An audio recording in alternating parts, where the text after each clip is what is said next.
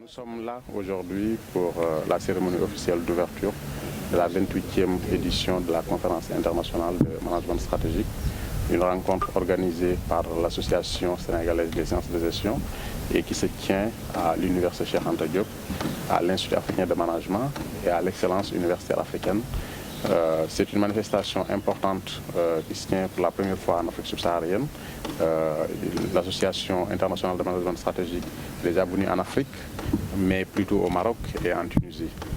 C'est une fierté pour nous d'accueillir l'AIMS ici et cela traduit une volonté manifestée par les autorités de l'AIMS depuis quelques années à promouvoir la recherche en management en Afrique. Cela a démarré avec des bourses de mobilité, avec la création d'un groupe thématique qui s'est chargé de réfléchir sur l'Afrique lors des congrès de l'AIMS en France. Et cette fois-ci, nous sommes au Sénégal pour parler du thème de la pensée managériale à l'épreuve des forces de disruption. Comme vous le savez, il y a beaucoup de facteurs aujourd'hui qui ont bouleversé de manière considérable la vie des hommes. Il s'agit du mobile banking, du mobile money, il s'agit de smartphones, de l'internet mobile, des données qui sont devenues de plus en plus importantes et impactent de manière forte la vie des individus. Autant de facteurs qui font qu'aujourd'hui il devient important de réfléchir différemment à la pensée managériale, sans parler de la pauvreté qui existe au sud, mais aussi qui existe au nord, au point que les entreprises doivent renouveler leur modèle économique. Donc c'est tout cela qui nous a amenés à choisir le thème de la pensée managériale à l'épreuve des forces de disruption comme thème générique de cette conférence. Maintenant, il y a eu beaucoup d'autres sous-thèmes que nous avons abordés, des thèmes en lien avec la réalité des entreprises africaines, le secteur informel, les entreprises multinationales, le tourisme, les entreprises agricoles. Donc autant de sujets sur lesquels nous avons voulu réfléchir et permettre à ce qu'il y ait de la connaissance qui puisse aider les entreprises à se développer. Nous, de notre point de vue, il s'agit, pour le cas du Sénégal déjà, de renforcer les capacités des chercheurs à travers une recherche de qualité, à travers une recherche qui soit dans les standards internationaux et qui permette d'alimenter nos enseignements.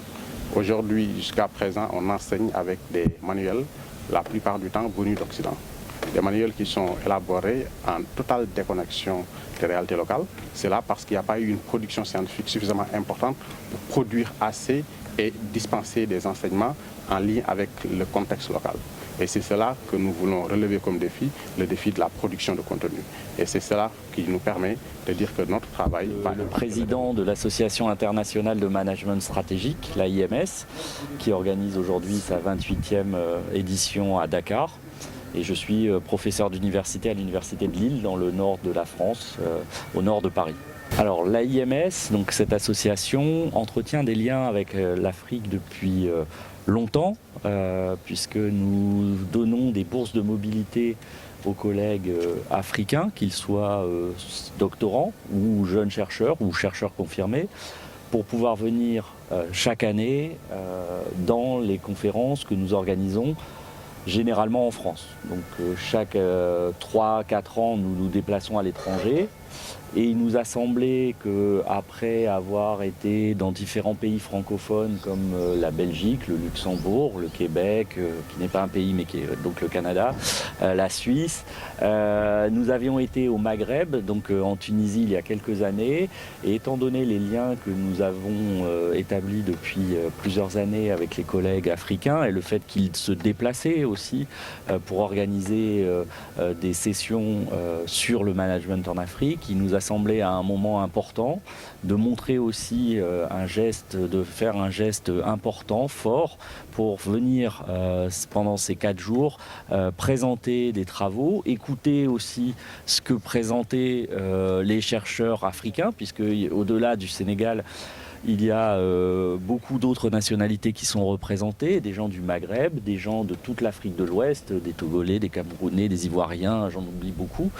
Et donc on a voulu confronter ces deux communautés, permettre de se frotter pour produire d'éventuelles étincelles, des collaborations futures, en venant donc cette année, en se déplaçant ici à Dakar. Et nous sommes vraiment très fiers puisque c'est la première fois que l'AIMS se déplace en Afrique subsaharienne.